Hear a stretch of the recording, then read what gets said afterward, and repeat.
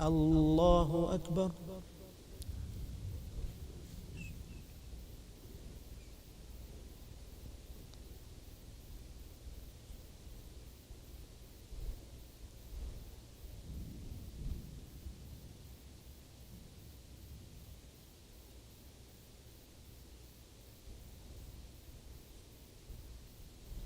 السلام عليكم ورحمة الله. السلام عليكم ورحمة الله.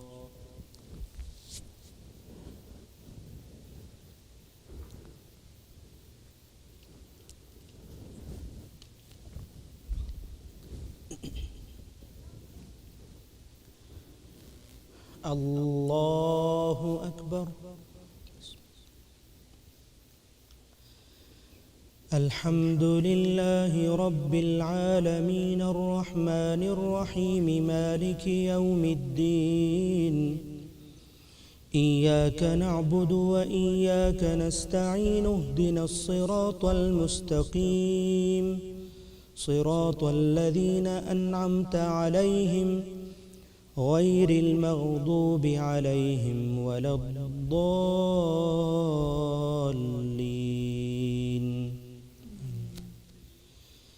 إن الذين يأكلون أموال اليتامى ظلما إنما يأكلون في بطونهم نارا وسيصلون سعيرا.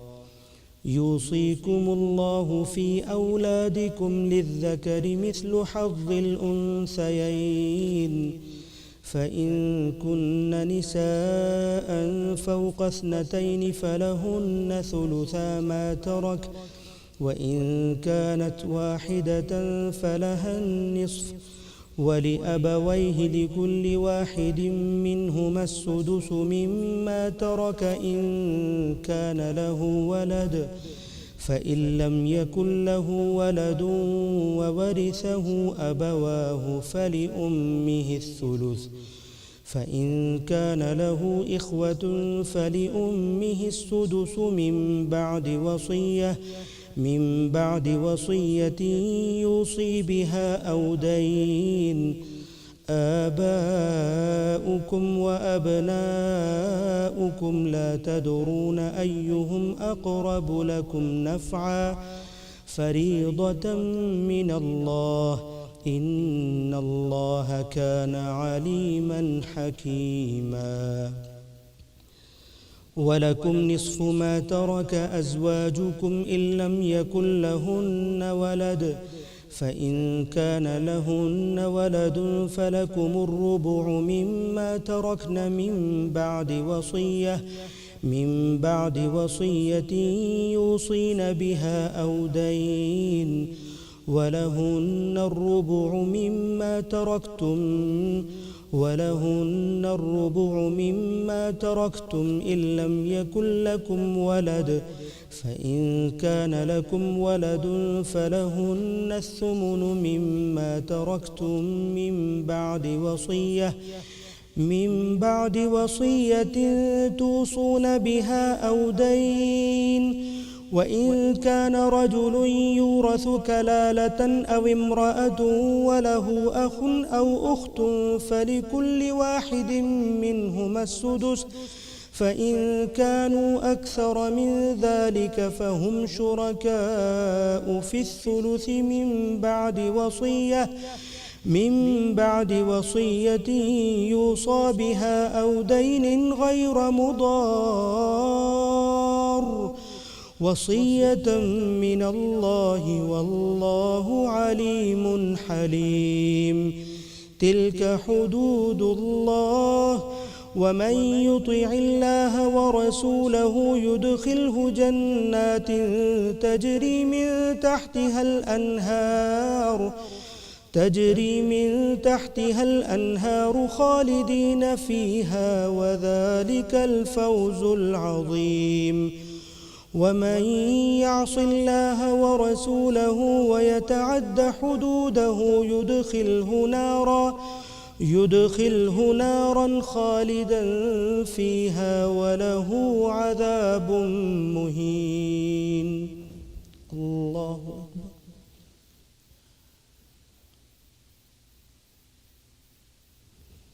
سمع الله لمن حمده. الله أكبر.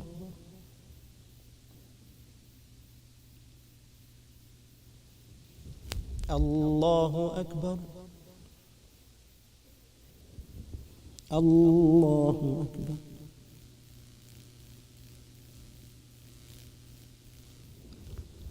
الله أكبر. الحمد لله رب العالمين الرحمن الرحيم مالك يوم الدين. إياك نعبد وإياك نستعين. اهدنا الصراط المستقيم صراط الذين أنعمت عليهم غير المغضوب عليهم ولا الضالين.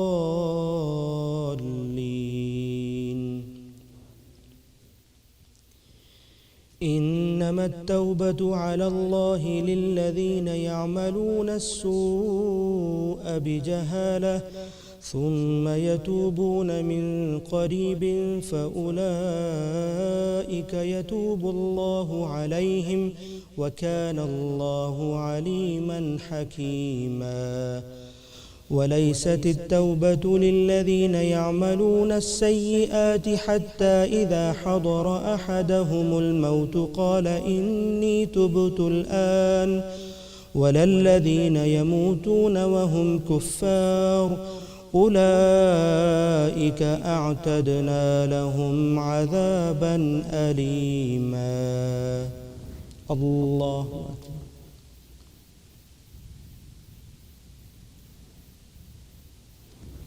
سمع الله لمن حمده.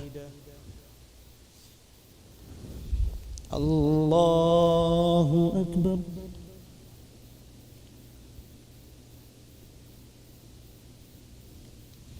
الله أكبر. الله أكبر.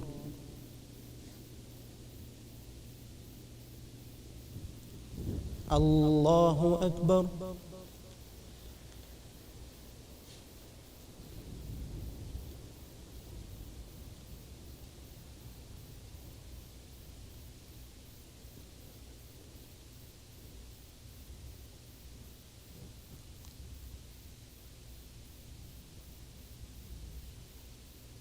السلام عليكم ورحمة الله. السلام عليكم ورحمة الله.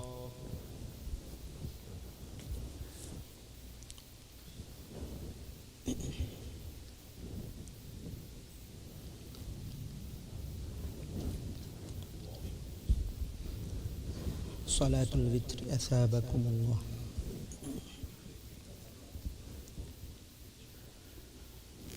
الله أكبر. الحمد لله رب العالمين الرحمن الرحيم مالك يوم الدين. إياك نعبد وإياك نستعين. اهدنا الصراط المستقيم صراط الذين أنعمت عليهم غير المغضوب عليهم ولا الضالين.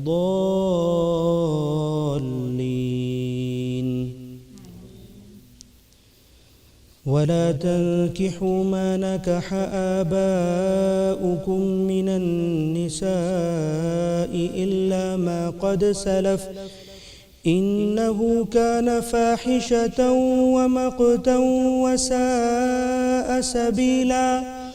حرمت عليكم أمهاتكم وبناتكم وأخواتكم وعماتكم وخالاتكم وبنات الأخ وبنات الأخت وأمهاتكم اللاتي أرضعنكم وأخواتكم من الرضاعة وأمهات نسائكم وربائبكم اللاتي في حجوركم من نسائكم اللاتي دخلتم بهن فإن لم تكونوا دخلتم بهن فلا جناح عليكم، وحلائل أبنائكم الذين من أصلابكم، وأن تجمعوا بين الأختين إلا ما قد سلف، إن الله كان غفورا رحيما. والمحصنات من النساء إلا ما ملكت أيمانكم كتاب الله عليكم، وأحل لكم ما وراء ذلكم أن تبتغوا بأموالكم محصنين غير مسافحين، فما استمتعتم به منهن فآتوهن أجورهن فريضة، ولا جناح عليكم فيما تراضيتم به من بعد الفريضة، إن الله كان عليما حكيما. الله أكبر.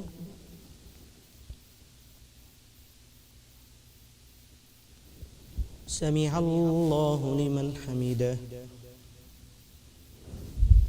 الله أكبر.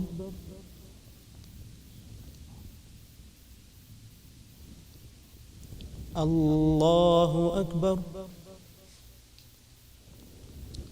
الله أكبر.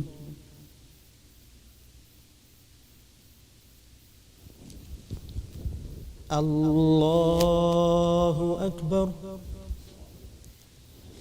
الحمد لله رب العالمين الرحمن الرحيم مالك يوم الدين، إياك نعبد وإياك نستعين، اهدنا الصراط المستقيم صراط الذين أنعمت عليهم غير المغضوب عليهم ولا الضالين.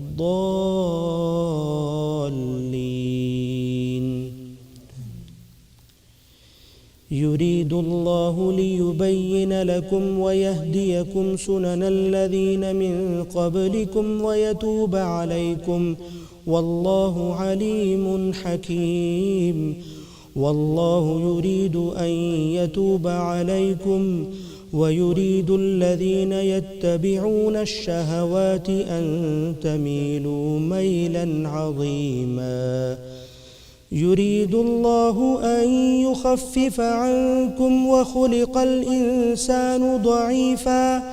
يا أيها الذين آمنوا لا تأكلوا أموالكم بينكم بالباطل إلا أن تكون تجارة عن تراض منكم، ولا تقتلوا أنفسكم إن الله كان بكم رحيما.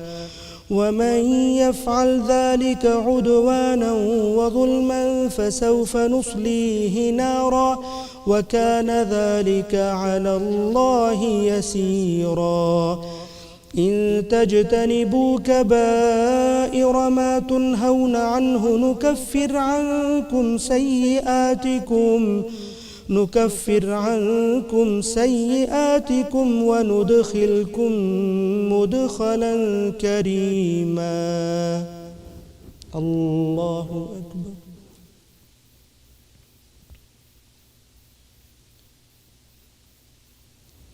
سمع الله لمن حمده.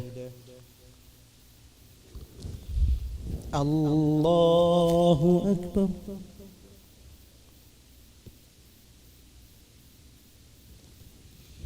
الله أكبر. الله أكبر.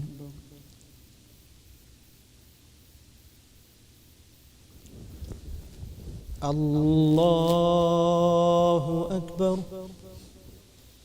الحمد لله رب العالمين الرحمن الرحيم مالك يوم الدين، إياك نعبد وإياك نستعين، اهدنا الصراط المستقيم صراط الذين أنعمت عليهم غير المغضوب عليهم ولا الضالين.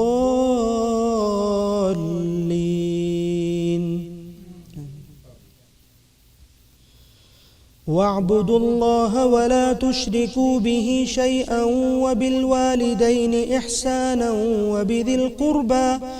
وبذي القربى واليتامى والمساكين والجار ذي القربى والجار الجنب والصاحب بالجنب وابن السبيل وما ملكت أيمانكم إن الله لا يحب من كان مختالا فخورا. الذين يبخلون ويأمرون الناس بالبخل ويكتمون ما آتاهم الله من فضله وأعتدنا للكافرين عذابا مهينا. والذين ينفقون أموالهم رئاء الناس ولا يؤمنون بالله ولا باليوم الآخر ومن يكن الشيطان له قرينا فساء قرينا. الله أكبر.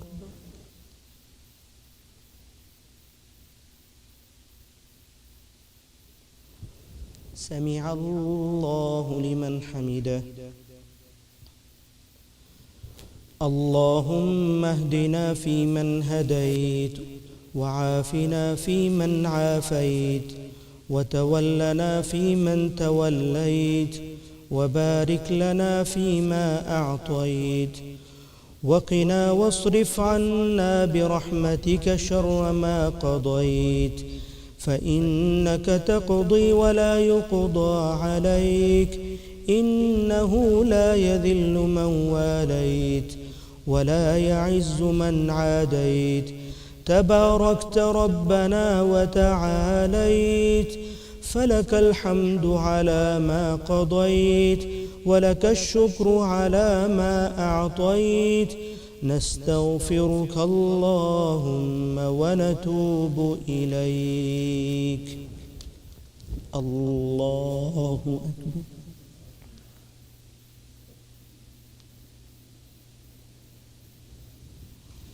الله أكبر. الله أكبر.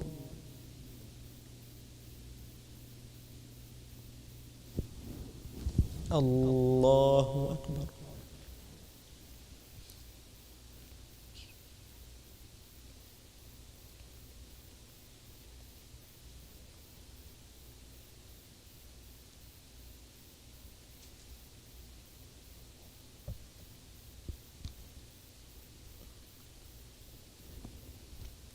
السلام عليكم ورحمة الله.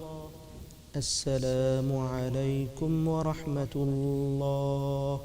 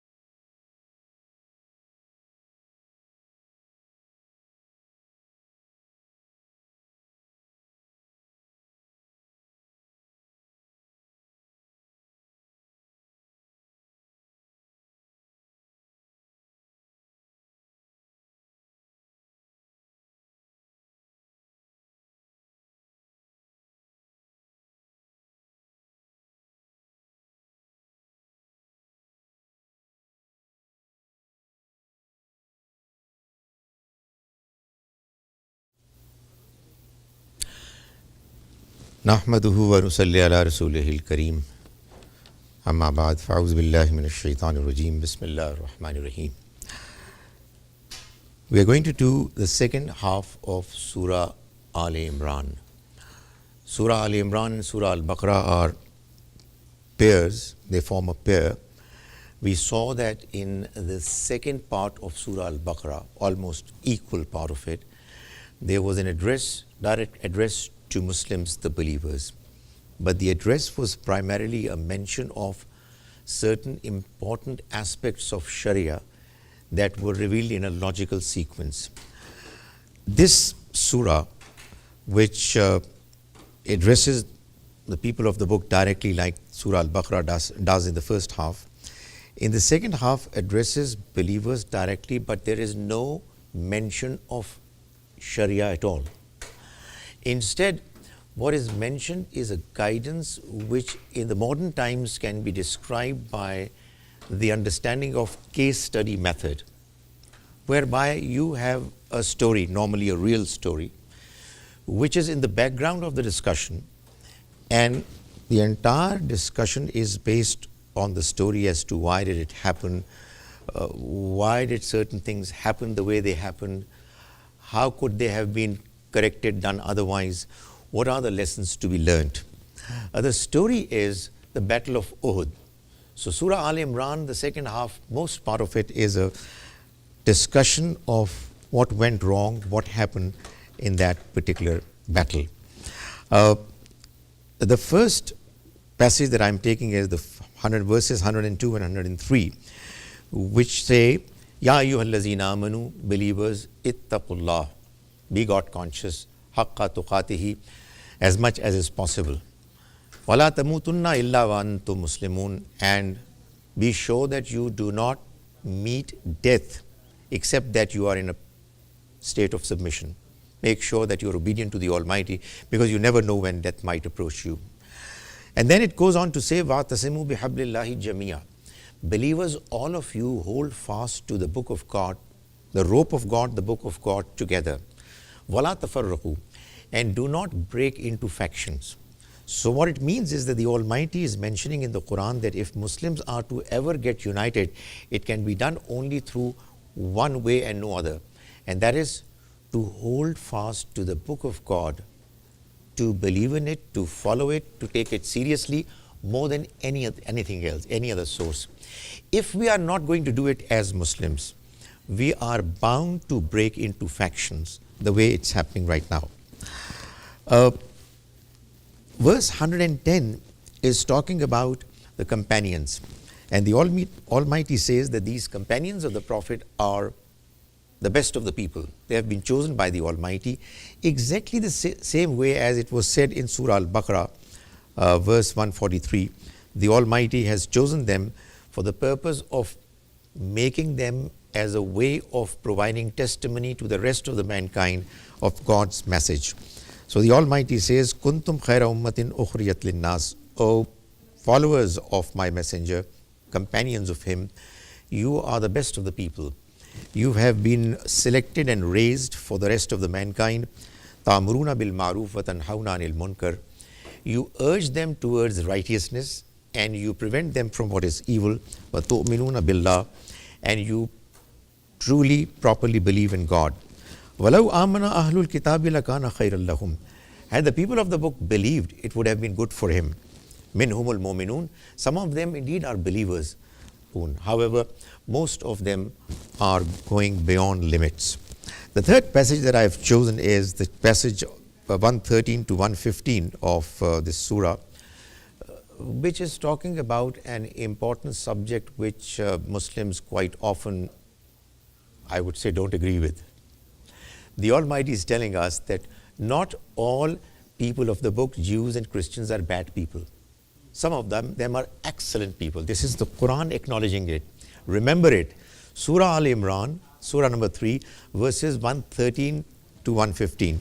The Almighty is saying, Laysu sawa. They are not all the same.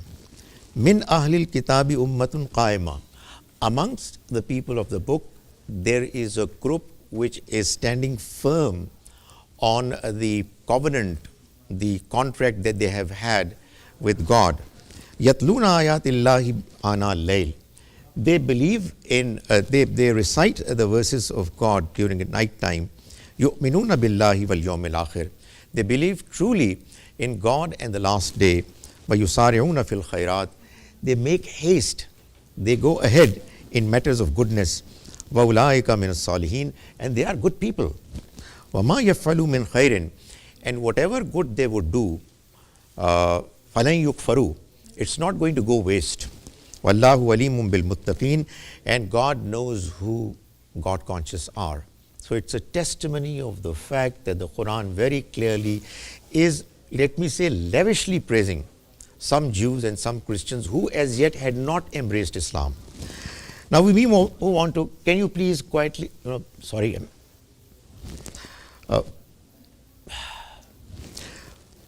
Verse 117 is talking about another important subject. The example of what those people who reject the truth and they spend in this worldly life in the way of God is like that of a wind carrying frost which strikes the harvest of a people who have wronged themselves and destroys it. And God was not unfair to them, instead they were unfair to themselves. The idea is that if you as a human being are doing good things, it's good. But as humans, we are psychologically forced, constrained to do certain things good. No human being can be absolutely evil.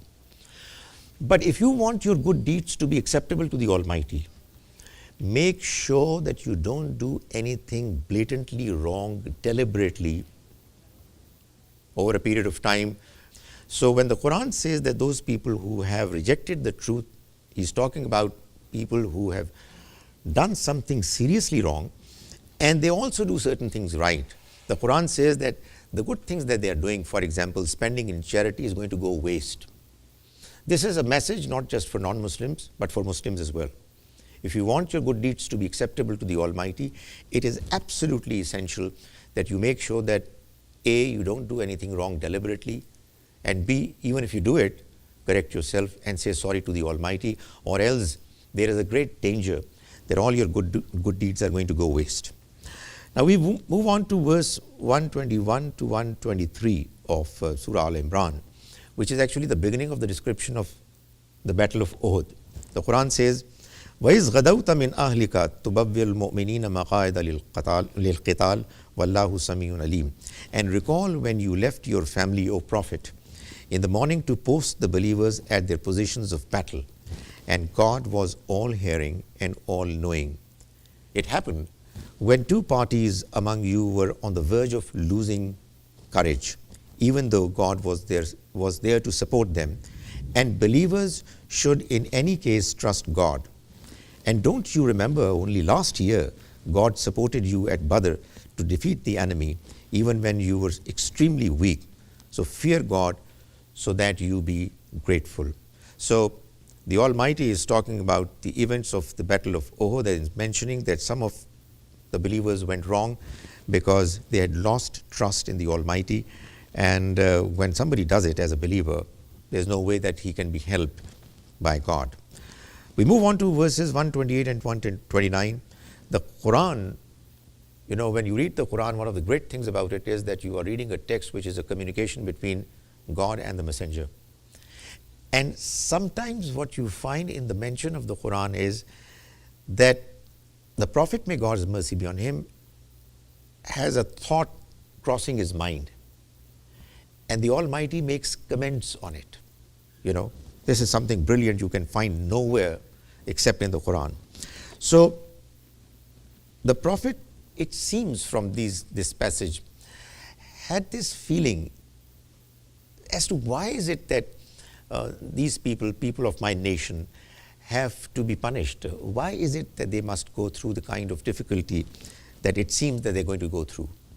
The Almighty says, addressing the Prophet, look here, لَيْسَ لَكَ مِنَ الْأَمْرِ شَيْءٌ. You have no say in what we decide in these matters. أَوْ يَتُوبَ عَلَيْهِمْ أَوْ يُعَذِّبُهُمْ. It is up to us whether we punish them or whether we forgive them. فَإِنَّهُمْ ظَالِمُونَ. Right now it's clear that they are unfair. they deserve punishment. But we can forgive them and have our mercy showered upon them, provided if they behave. Why? وَلِلَّهِ مَا فِي السَّمَاوَاتِ وَمَا فِي الْأَرْضِ. To God belongs whatever is in the heavens and the earth. يَغْفِرُ لِمَنْ يَشَاءُ. He forgives whom He wills. وَيُعَذِّبُ مَنْ يَشَاءُ. And He gives punishment to whom He wills. وَاللَّهُ غَفُورٌ رَحِيمٌ. And generally speaking, God is forgiving and merciful. If somebody is there to ask for His forgiveness, He's prepared. He's actually waiting for people to ask for forgiveness, and He'll forgive. But if there are people out there who don't want to seek forgiveness, well, He's not going to forgive them. Then we move on, and we find a verse which probably is saying something you might say is going against what I claimed. It seems to be that there is a mention of Sharia requirement. The Quran says, Ya ayyuhallazina amanu, believers, la ta'kulu riba adhafan mudhafa. Don't take riba interest, taking it doubled and redoubled. Wattaqullah, and fear God, be God conscious. La'allakum tuflihun, so that you are successful. But the Sharia of riba was mentioned in Surah Al-Baqarah. We've already seen it. This particular verse is talking about the possibility of an individual or a group of people charging riba doubled and redoubled, at exorbitant rates. The Almighty is asking them not to do it right in the middle of the description of Battle of Uhud. What is the lesson? The lesson is that if you are involved in a project wherein you are helping God's message, be sure that you are morally upright and not doing anything seriously wrong. If you want to help God's message, then be a good human. Be a good believer. And if you're going to be causing harm to others and you are involved in the task of helping God's message to be promoted, it is going to be of no use to you. It's not going to help you. So if you want to be really up to the standards that are expected from a person who is serving the Almighty's message, he or she first and foremost has to be a good human, a good believer. The next passage that I've chosen is of verse 140 and 141. Again, you see, what we find here is that a number of questions are there in the minds of believers, weak believers, hypocrites, and the Almighty is answering them. So the question is, why were believers required to do jihad? I mean, couldn't the task be accomplished through calamities, as indeed happened in the case of the earlier nations? There were many nations which got destroyed through natural calamities. Why is it that humans must fight against humans to get God's task done? Good question. The Almighty mentions, we cause sometimes the enemy to prevail while you dominate on other occasions, وَلِيَعْلَمَ اللَّهُ الَّذِينَ آمَنُوا, so that God ascertains those who truly believe. It is only when you go through a process of trial that your true faith is tested, and then you qualify to be declared as a true believer. So your test was important, so that God ascertains those who truly believe and bring out those who are martyred. So one of the purposes of causing the Battle of Uhud and other similar battles to take place was that God wanted to give the status of martyrs, shuhada, to some people, so that they fight in the way of God and lay down their lives for it. Try to understand these considerations and be sure that God doesn't like the unfair people, and we do it so that God distinguishes believers and obliterate and destroy the disbelievers. In verse 152, the Almighty is talking about the reason why Muslims had to face a setback during the Battle of Uhud. The Quran says, and God had certainly fulfilled His promise to you when you were killing the enemy by His permission, until the time when you lost courage and fell to disputing about the order given by the Prophet and disobeyed after he had shown you that which you love. That is, you went for the spoils of war. You felt that the battle is over.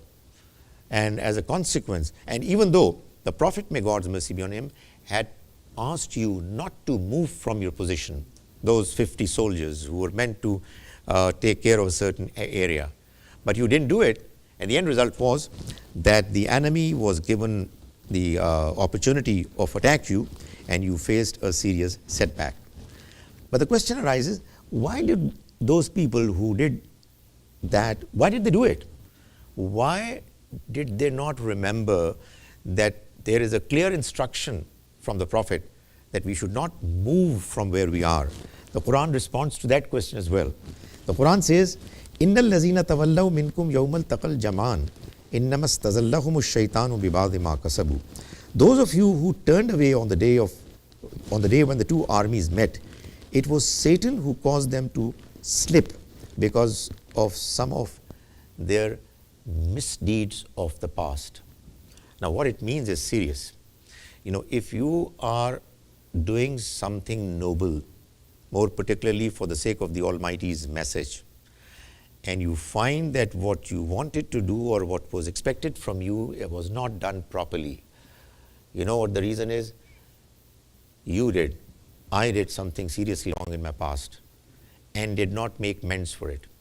I did not seek God's forgiveness properly. It impacts your future performance. So if you are to behave in a good way and serve the Almighty's message properly, you have to make sure that, ideally you don't do anything wrong seriously, deliberately, or even if you do it, seek forgiveness from the Almighty, or else your performance is going to be negatively affected by your misdeeds of the past. So that's another very important message that the Almighty mentions. Then we move on to this passage 169 to 170, which talks about the propaganda of the hypocrites who were telling believers that, look here, what's going on is not acceptable. Why do we have to fight? We asked you not to get into this battle. There are many Muslims who have already gotten killed. Could this not have been avoided? Obviously, it was something which must have affected many believers. The Quran says in response, وَلَا تَحْسَبَنَّ الَّذِينَ قُتِلُوا فِي سَبِيلِ اللَّهِ أَمْوَاتًا. You're talking about the deaths of some Muslims. Do not ever think that those people who get killed in the way of God are dead. بَلْ أَحْيَاءٌ. No, they are not. Instead, they are living. عِنْدَ رَبِّهِمْ. Before their Lord, close to their Lord. يُرْزَقُونَ. They are being fed, provided with their needs. فَرِحِينَ بِمَا آتَاهُمُ اللَّهُ مِنْ فَضْلِهِ. Rejoicing in what God has bestowed upon them of His bounty. وَيَسْتَبْشِرُونَ بِالَّذِينَ لَمْ يَلْحَقُوا بِهِمْ. And receiving the good news about those other companions to be martyred later after them who have not yet joined them. لَمْ يَلْحَقُوا بِهِمْ مِنْ خَلْفِهِمْ أَلَّا خَوْفٌ عَلَيْهِمْ وَلَا هُمْ يَحْزَنُونَ. So that there will be no fear concerning them, nor will they grieve. So this propaganda of the hypocrites should be ignored.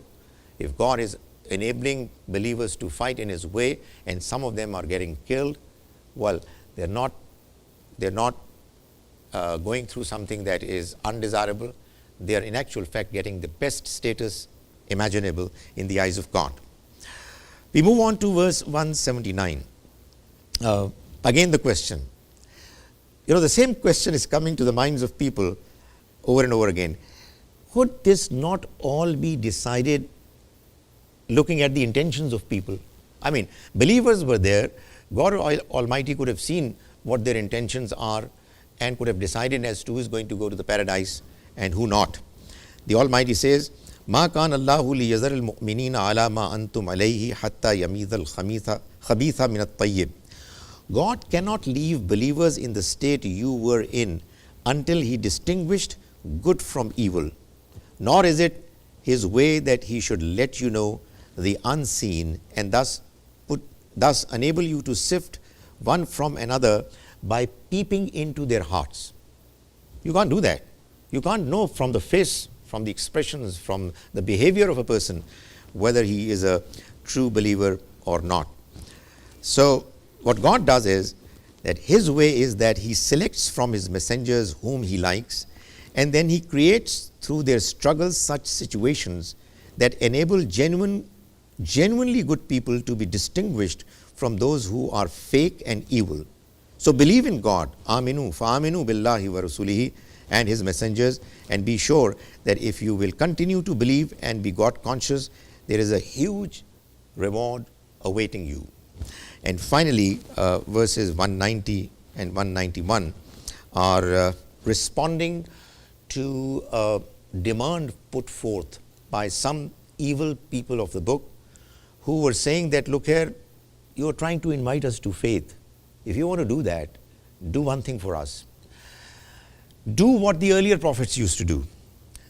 We make a sacrifice of an animal, and there should be a fire coming down from the sky, consuming that animal, thereby confirming that the sacrifice has been accepted and the messenger is actually the prophet of God. So they were asking for a sign, they were asking for a miracle. The Quran responds by saying, إِنَّ فِي خَلْقِ السَّمَاوَاتِ وَالْأَرْضِ وَاخْتِلَافِ اللَّيْلِ وَالنَّهَارِ لَآيَاتٍ لِأُولِي الْأَلْبَابِ. Indeed, in the creation of the heavens and the earth, and in the alternating days and nights, there are plenty of signs for the men of understanding.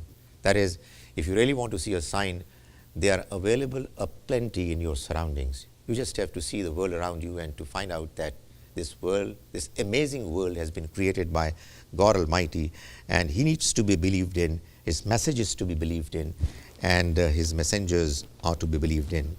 Those who remember God standing, sitting, and lying on their sides, and reflect upon the amazing creation of the heavens and the earth, and they exclaim when they think about it, they say, as a consequence of their remembrance of God and reflecting upon God's amazing creation, they say, Rabbana ma khalaqta haza batila.